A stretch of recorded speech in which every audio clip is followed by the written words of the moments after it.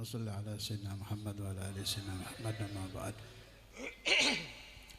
Malam ini malam yang penuh dengan cahaya, dengan anwar, cahaya yang tersedot dari atharul ittiba' bi sayyidina Maulana Muhammad. Cahaya ikut dengan Nabi, tidak harus di masa beliau, tidak harus di masa tabi'in, tidak harus di masa tabi'ut tabi'in, bahkan di akhir zaman pun tetap anwarul ittiba', cahaya ikut dengan Nabi Muhammad akan tetap ada. Bahkan ba'dul awliya, meskipun tidak pantas saya yang membawa ini, tapi ada yang sampai bicara, kami tidak akan kalah dengan ashabun Nabi Muhammad SAW. Kami tidak mau kalah dengan ashabun Nabi Muhammad di dalam khidmah dengan Rasulullah SAW. Karena itu, selagi qalbul insan, hati manusia, masih ada di dalamnya satu nama yang di dalam tidur pun tidak bisa dilupakan orang Islam, nama Muhammad. Nama Muhammad.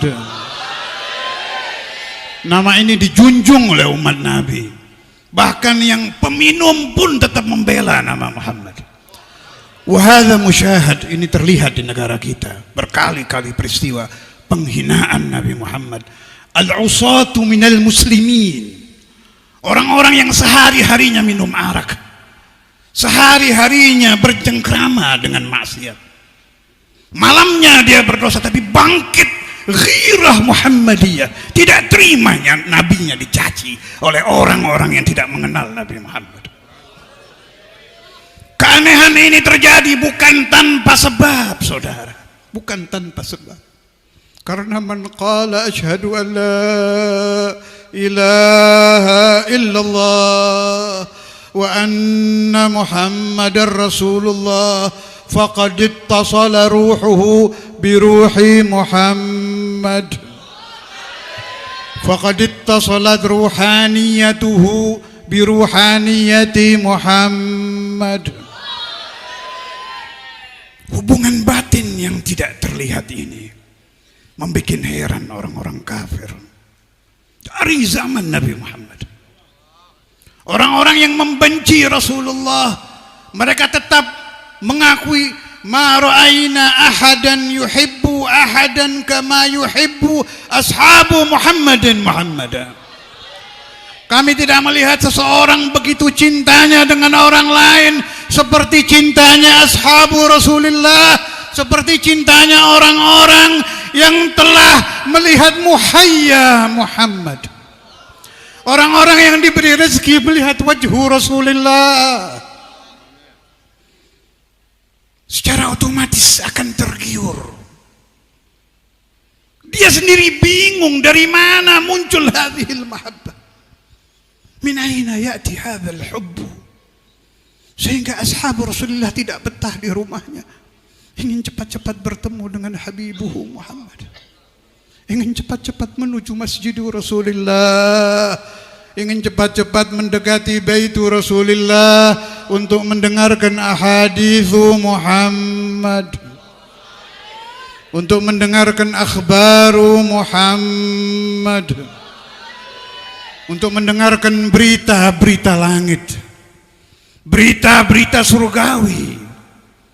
Berita bukan dari negara yang jauh, tapi dari tempat yang sangat-sangat jauh, sebab berbeda alam. Fasami'at adhanul ashab, mendengar telinga sahabat Nabi, oh ada yang namanya Al-Arsh, Ar-Rahmanu alal arsh istawa. Min aina sami'u hadha? Min lisani Rasulillah. Surga yang tidak bisa terlihat, orang mau melihat ke atas mau berapa jam tidak akan kelihatan surga, tapi qalbun Nabi Muhammad ra'al jannah fa akhbara ashabahu ma da'iyal jannah. Terheran-heran ashabun Nabi Muhammad. Yang paling depan iman Sayyidina Abu Bakar Siddiq. Ternyata ada yang namanya surga. Ada nanti hurul ain. Ada anharul jannah. Ada raudhatu Rasulullah. Mereka ketakutan. Apakah kami setelah selalu bersama hadzal insanul kamil, apakah kami setelah tiap hari melihat hadzal wajhan nadir, muka yang begitu elok, rupawan, bercahaya, apakah kami setelah mendengar saut ya lahu min saut, lebih dari sautu Daud yang sangat indah, berdendang-dendang mengejarkan ajaran-ajaran Tuhan, terdengar di telinga ashabun Nabi Muhammad. Ya Rasulullah, apabila kami nanti mati, apakah kami akan bertemu lagi dengan Paduka? Wan nabiyyu yafham wa ya'lam. Nabi Muhammad tahu qulubu ashabih muta'alliqatun bih. Hati-hati ashabu Rasulullah wa ahlu baitihi, Sayyidina Ali, Sayyidah Khadijah, Sayyidah Fatimah, Sadatina Abi Bakr wa Umar wa Uthman wa Ali. Bersih, setelah bersih penuh dengan anwaru Rasulullah, mamlu, penuh. Jangankan Nabi Muhammad, ashabuhu saja tidak mungkin menentang Allah. Hasya wa kalla. Telinga orang Indonesia kalau diberi berita bahwa Syekh Abdul Qadir Al-Jailani bermaksiat tidak akan terima. Apalagi qulubul ashab, qulubu talamidi Rasulullah, hati santri-santri Nabi Muhammad. Fokus sahabat Nabi itu tidak bisa belok, matanya tidak rela sedetik saja tidak melihat wajah Rasulullah. Andai bisa ingin tidur di rumah Nabi, andai bisa ingin seperti Sayyidina Abu Hurairah selalu tidur di halaman Rasulullah sallallahu alaihi wasallam, maka dikenal ashabus suffah. Kalau Nabi Muhammad berdiri tahajud, mereka mendengar suara gerakan badan Nabi. Kalau Nabi menuju air, mereka mendengar suara kaki Nabi. Sautu rijli Rasulullah, suara kaki Rasulullah. Yaqumul lail, sampai pecah kaki Nabi Muhammad. Kehidupan yang tidak akan terulang ini menjadikan mereka tergila-gila kepada al-insanul kamil Muhammadur Rasulullah. Allahumma salli ala Muhammad, Allahumma salli ala Muhammad, Allahumma salli ala Muhammad. Ya Nabi salam alaika, ya Rasul salam alaika, ya Habib salam alaika.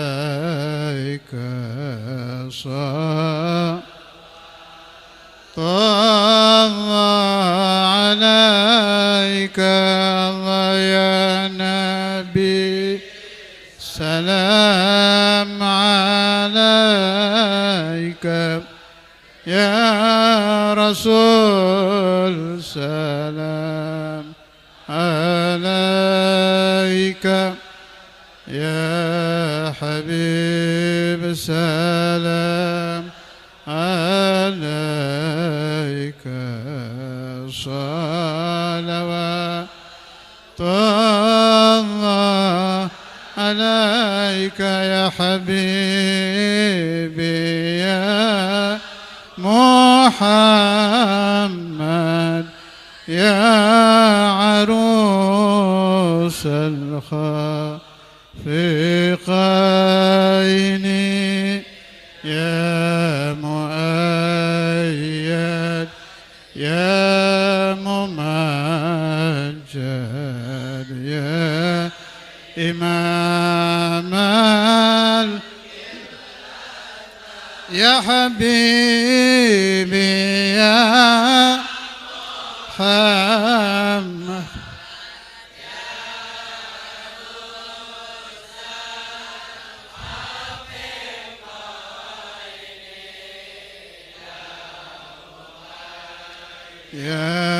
يا ممجد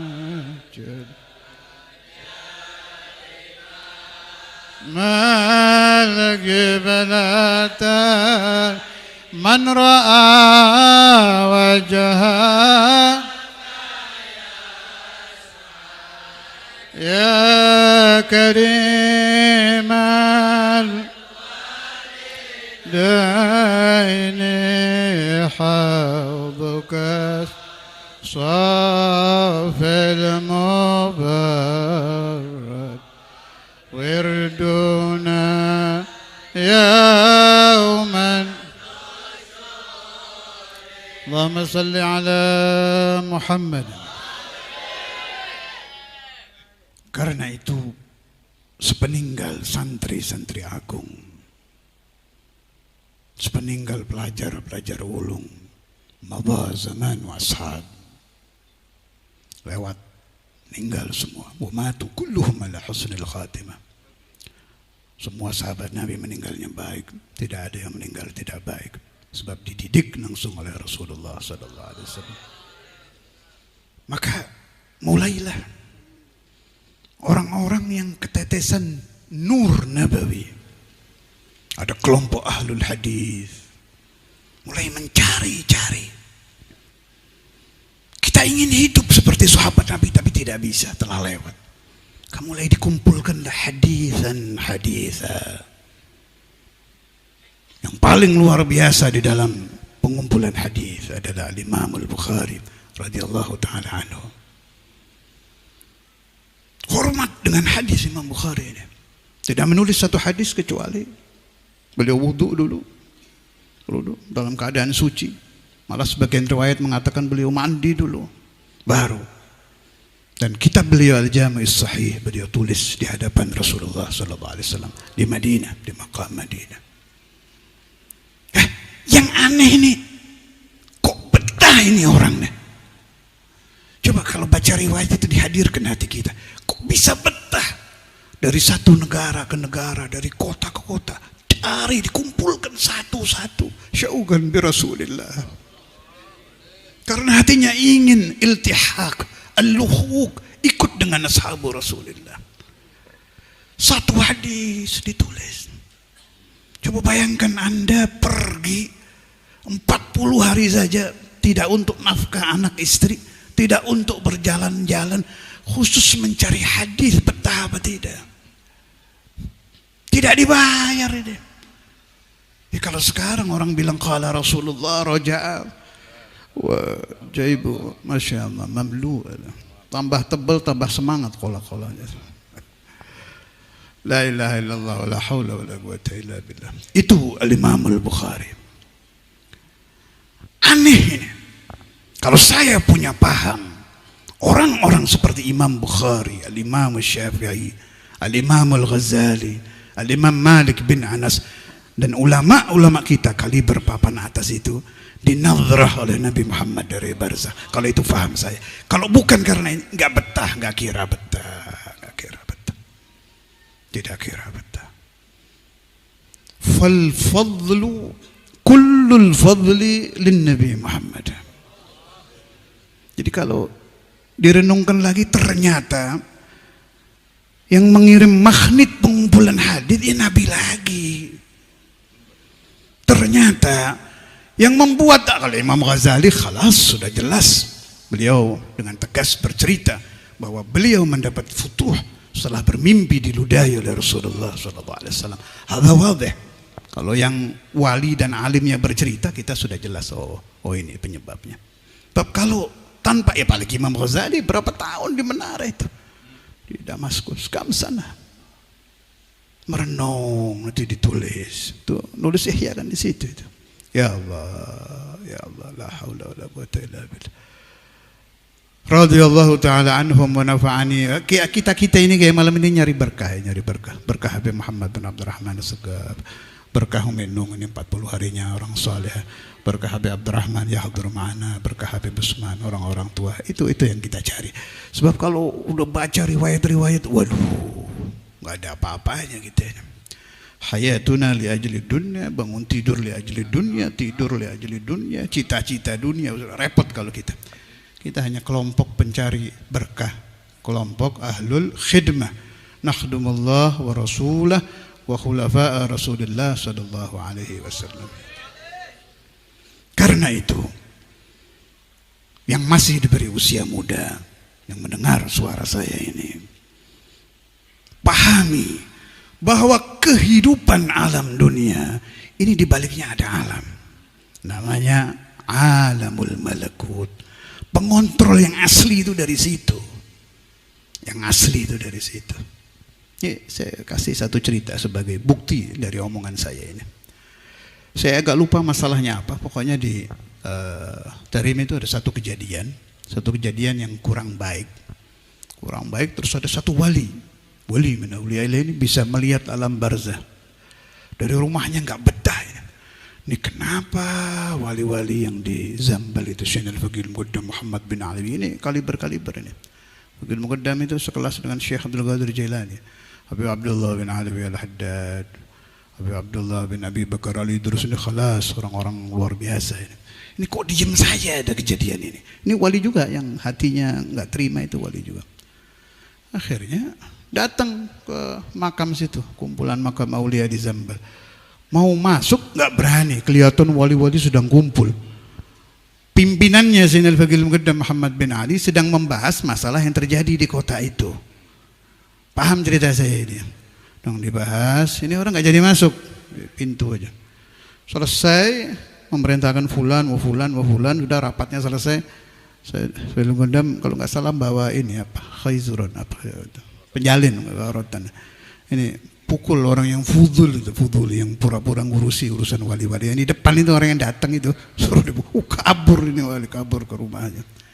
Saya baca cerita itu di salah satu kitab, sudah lama agak lupa saya kitab apa. Cuma saya punya paham. Ternyata pengontrolan orang-orang alamul malakut kepada orang-orang yang hidup di alam dunia ini tetap ada dan akan selalu ada ila yaumil qiyamah. Karena itu harus ada hubungan kita dengan orang-orang alamul malakut. Baca salawat ala nabi untuk terhubung dengan sayyiduhum Rasulullah sallallahu alaihi wasallam. Kita baca maulidun nabi terhubung dengan Nabi Muhammad. Hadir khalwali terhubung dengan wali. Hadir manaqib Syekh Abdul Qadir Jailani terhubung dengan Sayyidina Jailani. Ke makam Habib Muhammad bin Abdurrahman terhubung dengan Habib Muhammad bin Abdurrahman. Nanti akan menjadi baik daerah itu. Tidak ragu saya sudah. Bukan dengan teriak-teriak, dengan siasat, itu boleh tambahan. Tapi yang asli ini, ittisal, hubungan ini. Saya tambah satu dalil lagi. Sayyidina Al-Walid Al-Habib Abdullah bin Abdul Qadir Bil-Faqih, beliau pernah membahas kenapa dakwah Nabi Muhammad itu berhasil. Sebab zamannya jahiliyah. Jahiliyah itu bodohnya bodoh. Dari jahiliyah bisa berubah menjadi zaman yang sangat baik. Cara Nabi Muhammad mendidik bagaimana? Kata abah saya, karena Rasulullah SAW mendidik bukan hanya zawahirus sahabah. Naam, Nabi mengajar sholat, mengajar wudu, mengajak perang. Naam, itu ada. Tapi di balik itu ada lagi itu. Ada namanya tarbiyah batiniyah. Orang yang melihat wajah Nabi Muhammad SAW satu detik saja, dia naik mendapat pangkat kewalian yang paling tinggi. Sedetik itu melihat jagoan Nabi Muhammad. Ini katanya rahasia kesuksesan dakwah Rasulullah SAW. Karena sahabat-sahabat Nabi melihat Nabi bukan hanya jasadnya, tapi juga melihat batiniyatu Rasulullah SAW. Wa sallallahu ala sayyidina Muhammad wa ala alihi wa sahbihi wasallam. Alhamdulillah rabbil alamin.